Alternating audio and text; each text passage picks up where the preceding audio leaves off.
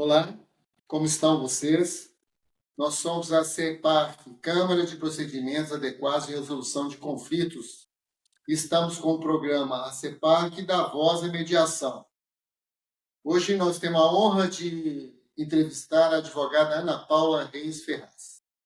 Eu sou Sandro Boldrini Filogônio, advogado, engenheiro de obras no Brasil e no exterior, na Amazônia, pós-graduado em mediação e sou mediador extrajudicial. Essa é minha sócia. Olá, como estão vocês? Nosso programa CEPARC da Voz da Mediação tem o propósito de dizer para vocês o que é a mediação, quais são os campos que a mediação pode atingir, e por isso temos convidado pessoas de importância, como Ana, que trabalham em áreas muito sensíveis, onde a mediação pode atuar. Então, eu sou Márcia, mediadora judicial e extrajudicial. Marinês, por favor. Sou Marinês Rezende, sou advogada especialista em direito tributário, administradora, mediadora judicial e extrajudicial e cofundadora da CEPARC, juntamente com a Márcia e com o Sandro. Ana Paula Reis Ferraz, é um prazer ter você aqui com a gente hoje. Eu agradeço. Muito obrigada pelo convite. Ana Paula Reis Ferraz é advogada do escritório Carvalho Ferraz, especialista em Direito de Família e Sucessões, pós-graduada em Advocacia Civil, membro da Comissão de Direito de Família e Sucessões da OAB Contagem e atuante nos direitos da pessoa idosa em instituições de longa permanência e apaixonada pela dança. Exatamente. Mais uma vez, Marinês, Márcia, Sandro, muito obrigada pelo convite. Estar aqui é uma honra, uma felicidade imensa. E parabenizar pela iniciativa de falar sobre a mediação, pelo projeto. Parabéns para vocês. Ana, por favor, nos fale um pouco sobre as suas áreas de atuações, quais você tem preferência, e me fale também sobre um lema que você tem: o sentido da vida reside no afeto que partilhamos uns com os outros. Por favor. Certo. Atualmente, a minha área de atuação é o direito das famílias, para famílias. O direito das famílias entrou para mim como uma área bem importante e com bastante significado na minha advocacia, em prol, do outro também.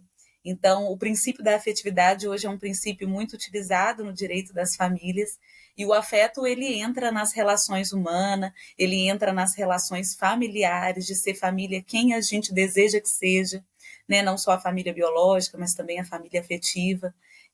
Então, sim, a minha área de atuação hoje, essencialmente, é o direito das famílias, o que me alegra muito.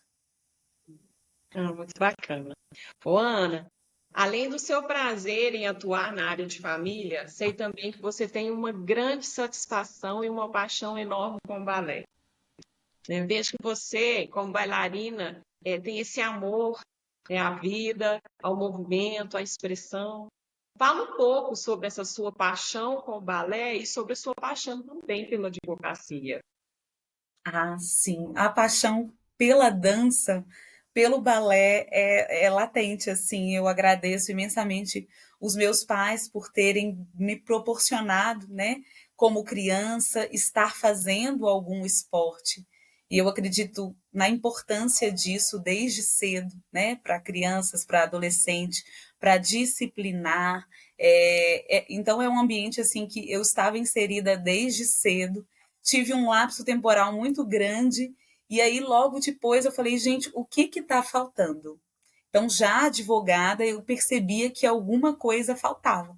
Então, muito satisfeita já com a advocacia, mas faltava uma coisa pessoal e eu não estava linkando com a dança, Foi quando eu retomei, já adulta, e isso é muito bom para mim. Me alegra demais dançar, expressar pelo corpo, sentimentos. Então, muitas vezes, coisas que a gente não consegue dizer, o nosso corpo diz. Então, dança é expressão corporal, todas elas. Então, o balé, o jazz, a dança de salão.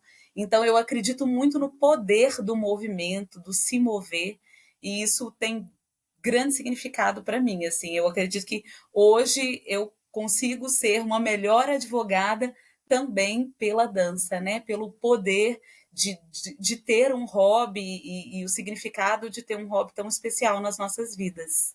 Ô, Ana, você citou que desenvolve um trabalho em instituições de longa permanência, e nessas instituições existem várias relações, né? Pais, filhos, relacionamento entre os profissionais e os idosos, e esses locais onde se lida com saúde e o final da existência da vida.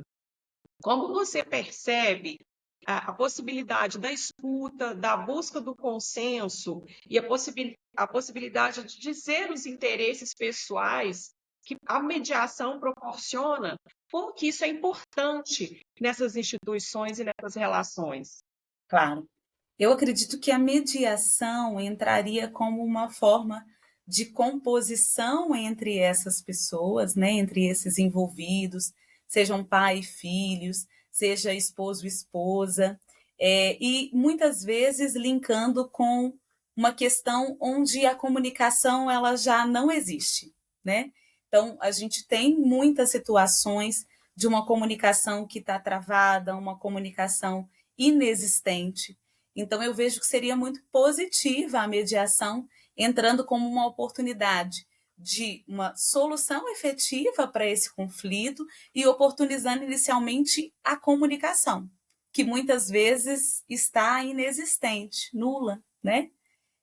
Eu acredito que seria muito bacana se existisse mesmo, de fato, a mediação em instituições de longa permanência, que são muito carentes nesse sentido, de fazer esse resgate de vínculos, fazer o resgate da comunicação, e sim, por que não, né, falar desse conflito existente e muitas vezes anulado, né, pelo final da existência. Então, assim, por que não resolver conflitos também no final da nossa existência? Porque eles existem, conflitos pretéritos muito anteriores, e por vezes a gente acaba tendo que judicializar, né, pela inexistência dessa solução efetiva, desse protagonismo das partes, dessa não comunicação. Então, eu acredito que seria interessante. E já, né, partindo dessa premissa da comunicação em instituições de longa permanência e a própria mediação, seja onde for, né, em vários ambientes, eu queria perguntar para vocês como faz para poder ter o acesso, né, à mediação pelo trabalho que é desenvolvido pela CEPAR. Nós vamos responder. Eu queria só voltar, Ana. Como que você vê, queria um pouquinho mais dessa pergunta da Marinês, como que você vê, teria algum exemplo hipotético que você poderia nos dar dentro dessa caminhada, nessas instituições que poderiam a mediação ser útil? Um exemplo hipotético, talvez para as pessoas entenderem, por favor. Claro, teria sim. As nossas maiores demandas são ações de curatela. Então, são ações onde essa pessoa idosa é institucionalizada, né, por alguma questão, né, já precisa da intervenção da ação de curatela para a administração de patrimônio, negócio, e muitas vezes, né, em ILPIs, especialmente filantrópicas, a gente tem um perfil de uma pessoa idosa com poucos recursos, uma pessoa idosa hipossuficiente. E por vezes nós buscamos esse familiar que já visita pouco, que tem um laço, né, muito frouxo nessa relação familiar. Então a gente busca para que o familiar desenvolva a figura do curador, né, que a gente tem pelo nosso Código Civil, a gente tem inclusive uma ordem, cônjuges, ascendentes, também os descendentes, depois os colaterais, enfim. Por último, os terceiros que não têm vínculo direto. Mas nós buscamos esses familiares para serem as pessoas curadores, né? Fazer a figura desse curador e sim figurar nessa ação para administrar o patrimônio, muitas vezes aquela aposentadoria que é a única coisa que essa pessoa idosa pode vir a ter. E aí a gente tem esse entrave, porque muitas vezes esse pai, essa mãe institucionalizado abandonou afetivamente esse filho, né? E aí a gente tem a figura do abandono afetivo inverso, que é esse familiar magoado, triste, abandonando essa pessoa idosa nessa instituição de longa permanência. E quando nós abordamos eles, eles não querem figurar como cuidadores e responsáveis judiciais nessa ação, nessa demanda. Então a gente tem um grande entrave, porque a solução efetiva não é o presidente ou o representante dessa instituição de longa permanência figurar como curador, né? Nós queremos trazer essa responsabilidade desse familiar também. Então, acredito que a mediação, como uma forma de proporcionar, né, essa comunicação, essa solução inicialmente extrajudicial, mas também depois levando para essa ação de curatela até uma ação consensual, a gente vai poupar tempo, a gente vai poupar tantos esforços através da mediação. Você quer falar Não, pode falar. alguma coisa? Não. Porque é um assunto muito sensível, né, Ana? Muito importante. E assim, você nos perguntou como a CEPAR, como nós mediadores poderíamos entrar. O que faremos, fazemos aqui na CEPAR? Né? O advogado entra em contato conosco, no caso, vamos pensar. A Ana, né, poderia entrar em contato conosco, ou os familiares, ou a própria instituição, ok? E dentro dessa perspectiva, desse interesse pela mediação, né, convidaríamos o outro, eu gosto muito da palavra participante. Normalmente, Verzula, como você já deve saber, é o grande mediador, ele traz a palavra participante. O outro participante seria convidado, não é? Aceitando, nós faríamos uma introdução, uma pré-mediação com os participantes, mostrando, oferecendo as informações para mediação, todos aceitando, passaríamos então para a mediação. Nós entendemos então que deveríamos, por se tratar às vezes de idoso, Ana, deveríamos levar a mediação para dentro da instituição. Né? Às vezes, aquele idoso tem um quarto nessa instituição, como ele às vezes não pode sair, poderíamos ainda ter, né, toda uma questão de lucidez, toda uma questão ali de uma gerência própria, poderíamos ir a essa instituição, convidando também um outro participante e ali promover essa comunicação, ok? Ao final, chegando ali, como você disse mesmo, o acordo por essa responsabilização ou não, não é? A gente não sabe. Faremos um termo, e esse termo extrajudicial seria aí, vamos dizer, ver se eu posso usar essa palavra, uma guarda, Curatela, né? uma proteção a esse idoso, não é? Faz sentido isso? Você acha que esse movimento seria interessante, Ana? Faz muito sentido, Márcia. Eu acredito que seria um movimento excepcional, de relevância, sim. Né? Esse acordo feito pela mediação, na verdade, daria o aval para que essa pessoa, né, esse filho, um desses convidados, fosse, de fato, o curador, né, a figura do curador. Porque na ação de curatela, essencialmente nesse caso que eu exemplifiquei, a gente tem a figura do curador, né, como autor, e a figura do curatelando. Então, ou seja, se ele aceita, né, ser essa pessoa, ser esse responsável, eu, enquanto advogada dessa instituição de longa permanência, não preciso acionar ele judicialmente para ele justificar os motivos do porquê ele não quer exercer e ser efetivamente o curador, né, do pai, do irmão, do tio. Então, a gente já viabilizaria, vamos dizer, talvez pelo menos 6, 8, 12 meses de ação judicial, só de convidar, né, de evitar esse convite judicial do juiz. Poxa, ele tem um filho, por que esse filho não quer ser curador? O juiz ele quer saber do próprio filho.